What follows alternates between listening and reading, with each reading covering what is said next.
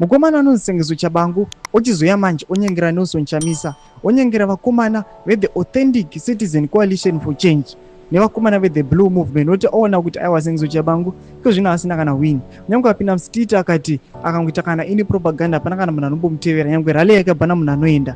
Chokwadi chabuda pachena. Sanapinda mashoko anobuda tokona Sengezo Tshabangu totobva wasubscribe like kuti on the bell icon. Tichipinda paendo pake Tshabangu anoposta Nelson Chamisa onyora achiti, talking of Africa being a superpower without primarily being patriotic means nothing. Pan-Africanism follows patriotism. Love your country. Remember, we have only one Zimbabwe. Megaphone. Diplomacy is nothing without tolerance. Accept the truth and move forward in unison. Learn or perish. Ndo mashoko anotagwa panapa naSengezo Tshabangu ari kuyachinyengira vana Nelson Chamisa achiti vakomanaka ngatite patriotism, ngatidei nyika yedu. Panapa Sengezo Tshabangu ari kungovanda zvake, pachokwadi anochiziva kuti vanhu havambomude, vanhu vanoziva zvaakaita, vanhu vanoziva munhu wavanoda Nelson Chamisa.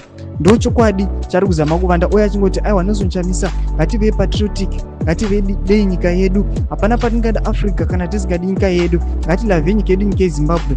Iye Sengezo Tshabangu dei da nyika yeZimbabwe, dei asina kuita zvaakaita ngore rapfuura after my elections kurikola kwakaita. Ndo zvakanyatsoratidza kuti iye haatodi nyika yake. Tudzei mafungiro enyu pene comment section medu, subscribe like, turn on the bell.